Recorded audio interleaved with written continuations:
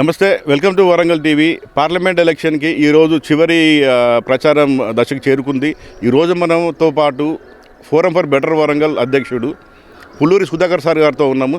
Sir చెప్పండి sir, గతంలో కూడా మిమ్మల్ని కలవడం జరిగింది అసెంబ్లీ ఎలక్షన్స్ అప్పుడు.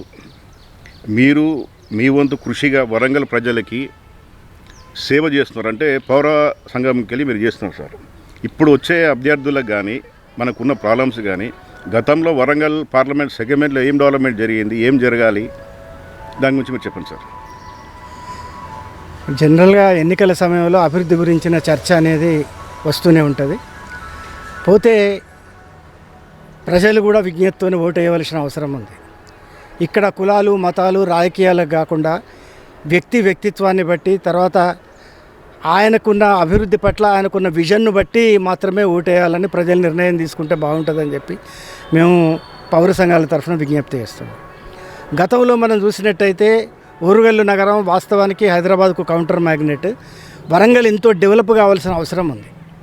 ఇవాళ రేపటి ప్రపంచ వ్యాప్తంగా ఉన్న ఆధునిక నగరాల కాన్సెప్ట్ కనుక మనం చూస్తే రాష్ట్రాల దేశాల జీడిపిలో 60% నగరాలే ఇస్తున్నాయి. వరంగల్ కూడా అటువంటి పొజిషన్కు రావాలని మేము అనుకుంటున్నాం. కానీ విచారకరమైన విషయం ఏంటంటే దాదాపు మనం గత 10 ఏళ్ల నుంచి చూసినా 15 ఏళ్ల నుంచి చూసినా కూడా వరంగల్ నగరం ఎక్కడేసిన గొంగలు అక్కడే ఉంది తప్ప చెప్పుకోదగ్గ అభివృద్ధి అయితే వరంగల్ నగరంలో జరగలేదు. ఇటు మౌలిక వసతుల కల్పన జరగలేదు. మౌలిక వసతుల కల్పన అంటే రోడ్లు, వాటర్ సప్లై, ఎలక్ట్రిసిటీ ఇటువంటివి, తర్వాత కొత్త జంక్షన్స్, కొత్త రూట్స్ డెవలప్ కావడం, ఇటువంటి మౌలిక వసతుల కల్పన జరగలేదు. ఇటు ఉపాధి కల్పన జరగలేదు, పారిశ్రామికీకరణ జరగలేదు. నిరుద్యోగిత ఎంతో కాలంగా ఎదురుచూస్తున్న ఐటీ హబ్ విస్తరణ కూడా జరగలేదు. అంటే దాదాపు ఉమ్మడి వరంగల్ జిల్లాలో 36 లక్షల ఓటర్లు ఉన్నారు. గతంలో 26 లక్షలు ఉండేది. ఇప్పుడు దాదాపుగా ఒక 2 లక్షల మంది నిరుద్యోగులు రిజిస్టర్ అయినట్టు మన గణాంకాలు తెలియజేస్తున్నాయి. ఈ 2 లక్షల నిరుద్యోగులు కూడా ఎడ్యుకేటెడ్ యువతే. వాళ్ళందరికీ కూడా అసలు ఉద్యోగాలు లేని పరిస్థితి వరంగల్ నగరంలో ఉంది. అంటే ఇటు ఉపాధి కల్పన జరగలేదు, ఇటు అభివృద్ధి జరగలేదు. వరంగల్ నగరం 33 జిల్లాల్లో జీడిపిలో మనం చూసినట్టయితే వరంగల్ 15వ ప్లేస్లో ఉంది. తలసరి ఆదాయంలో హన్మకొండ జిల్లా 30 ప్లేస్లో ఉంది, వరంగల్ 28వ ప్లేస్లో ఉంది. అంటే ఈ రకంగా కనుక మనం ఆలోచిస్తే ఈ డెవలప్మెంట్ ఇండికేటర్స్లో వరంగల్ పూర్తిగా వెనుకబడి ఉంది. ఇక్కడ దాదాపుగా మనకు 183 మురికివాడలు ఉన్నాయి. 183 మురికివాడల్లో 90 నోటిఫైడ్, మిగిలిన నాన్ నోటిఫైడ్. మురికివాడల ప్రజలు, పేద ప్రజలు దుర్భర జీవితం గడుపుతున్నారు. 183 మురికివాడల్లో 2,60,000 మంది ప్రజలు, దాదాపు 60,000 కుటుంబాలు నివసిస్తున్నాయంటే నగరంలో దాదాపు 50% పీపుల్ స్లమ్స్లోనే ఉన్నారు. అంటే ఇది ఏ విధంగా అభివృద్ధికి చిహ్నం ఇది? మురికివాడలు అంటే వరంగల్ నగరం మురికివాడల నగరం అని చెప్పుకోవాలి మనం. అంటే ఇటువంటి పరిస్థితుల్లో వరంగల్ ఉంది. గత ప్రభుత్వం మాత్రం వరంగల్ను పూర్తిగా నిర్లక్ష్యం చేసిందనే పౌర సంఘాల తరఫున మేము భావిస్తున్నాం. సార్, ఇప్పుడు ఎలక్షన్లో పోటీలో ఉన్న అభ్యర్థులకి మీరు ఇచ్చే సందేశం ఏంటి sir, me forum for Warangal better? ముఖ్యంగా మనకు కావాల్సింది ఏంటిది అని అంటే ఈ అభ్యర్థులకి వాళ్ళకు విజన్, నాలెడ్జ్ ఉండాలి.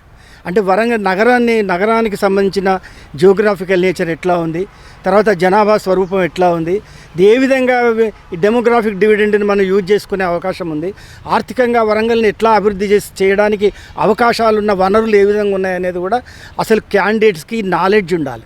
కానీ ఇప్పటివరకు గతాన్ని కూడా మనం బట్టి అవలోకించి చూస్తే ఎవ్వరికీ ఒక విజన్ లేదు, ఎవ్వరికీ నాలెడ్జ్ లేదనే మేము అభిప్రాయపడుతున్నాం. వాళ్ళకు ఒక లక్ష్యం లేదు, ఒక విజన్ లేదు, ఒక ప్రణాళిక లేదు. ఇది పూర్తిగా ప్రణాళికారహితమైన వృద్ధి జరుగుతుంది. దీని వృద్ధి అనడానికి కూడా వీల్లేదు. వరంగల్ నగరం అస్తవ్యస్తంగా పెరిగిపోతున్నది. రేపు వరద ముంపు కూడా పొంచున్నది వరంగల్ నగరానికి. అది ఇంతవరకు పరిష్కారమే కాలేదు. ఇటువంటి పరిస్థితుల్లో మేము క్యాండిడేట్స్ చేయవలసింది ఏంటిది అని అంటే ఇప్పుడు ఎవరిని అడిగినా కూడా వాళ్ళకు అంతగా మరి ఈ విషయంలో జ్ఞానం ఉన్నట్టుగా అనిపించడం లేదు.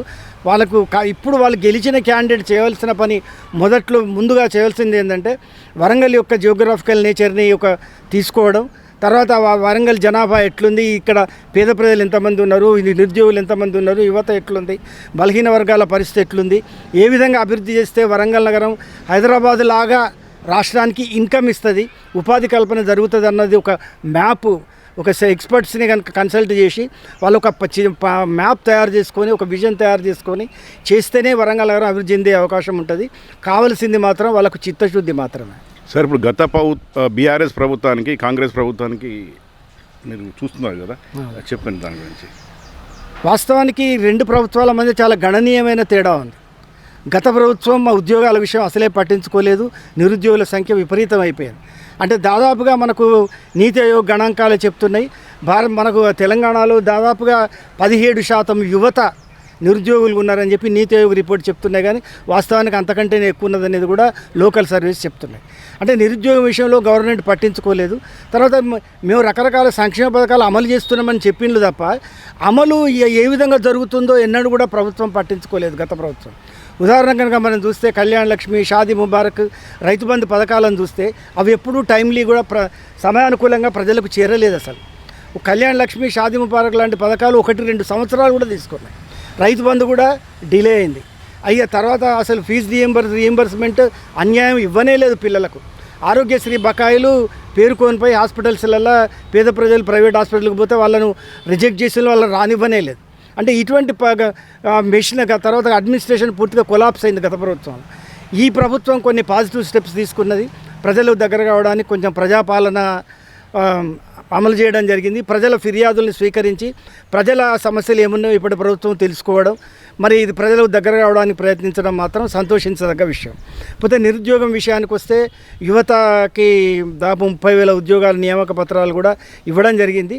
తర్వాత నిరుద్యోగ కూడా గవర్నమెంట్ ఉద్యోగ విధానాలకు కల్పన విషయానికి వస్తే మాత్రం చాలా పాజిటివ్ ఆస్పెక్ట్లో గవర్నమెంట్ పోతుందని మేము భావిస్తున్నాం.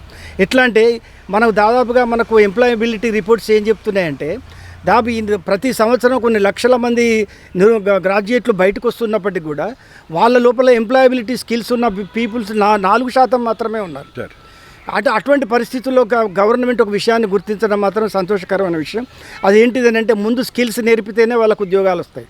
కాబట్టి ఒకటి మంచి 2 నిర్ణయాలు రేవంత్ రెడ్డి ప్రభుత్వం తీసుకున్నది. ఒకటి, ప్రతి ఉద్యోగి చదివిన కోర్సుతో నిమిత్తం లేకుండా రేపు ఉద్యోగ భవిష్యత్తు కోసం అప్రెంటిషిప్ తీసుకుంటాం, అప్రెంటిషిప్ ఇస్తాం అందరికీ, అందులోనే ఉద్యోగ నైపుణ్యాలు నేర్పుతాం అనేది ఒక ప్రపోజల్. రెండవది ఏంటంటే ఐటీఐలో కూడా పూర్తిగా మనకు ఇవాటి ఆధునిక నైపుణ్యాలు అంటే artificial intelligence, data analysis, cloud computing ఇటువంటి కోర్సెస్ ఇవాళ రేపు వాటికే డిమాండ్ ఉంది. ఆ డిమాండ్ ఉన్న కోర్సులను ఐటీఐలో కూడా మేము ప్రవేశపెడతామని చెప్పి టీసీఎస్తో ఒప్పందం చేసుకోవడం మాత్రం ఇది సరైన విధానం. ఈ విషయంలో మాత్రం మేము ప్రభుత్వానికి మద్దతు తెలియజేస్తున్నాం. తర్వాత మళ్ళీ ఇంకో డిస్ట్రిక్ట్ రీఆర్గనైజేషన్ విషయం కూడా మరి జ్యుడిషియల్ కమిషన్ వేస్తామని అంటున్నారు. జిల్లాల పునర్వ్యవస్థీకరణ అనేది మాత్రం శాస్త్రీయంగా జరగలేదు. ఒక అస్తవ్యస్తంగా ఒక రకమైన విధానం లేకుండా జరిగింది. కాబట్టి డిస్ట్రిక్ట్ రీఆర్గనైజేషన్ కూడా అది జనాభాకు అనుగుణంగా వనరులను బ్యాలెన్స్ చేస్తూ జరగాలి. కాబట్టి డిస్ట్రిక్ట్ రీఆర్గనైజేషన్ ఒక జ్యుడిషియల్ కమిషన్ వేసి చేస్తామని రేవంత్ రెడ్డి గారు అన్నారు.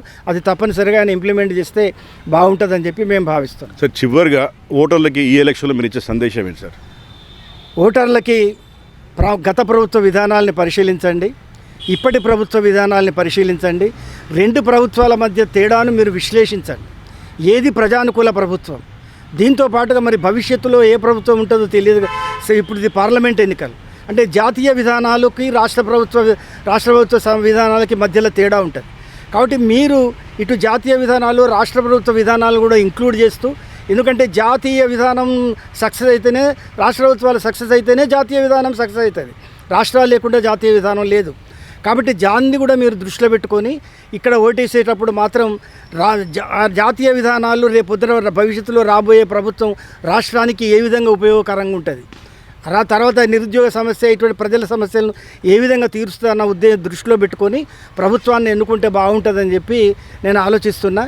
ప్రజలు ఆలోచించవలసింది విజ్ఞతతో అభివృద్ధి ప్లాంక్ మీద మాత్రమే పోవాలి తప్ప ఇంకా వేరే విషయాన్ని పట్టించుకోవద్దని చెప్పి విజ్ఞప్తి చేస్తూ, ఎవరైతే రేపు దేశాన్ని అభివృద్ధి చేస్తారో, ఎవరైతే రేపు ప్రజా ప్రయోజనాలకు అనుకూలంగా పనిచేస్తారో, నియంతృత్వం ఇటువంటివి లేకుండా వాళ్ళకే ఓటేసి గెలిపిస్తే బాగుంటుందని చెప్పి మేము పౌర సంఘాల తరఫున విజ్ఞప్తి చేస్తాం. Thank you sir. Thank you.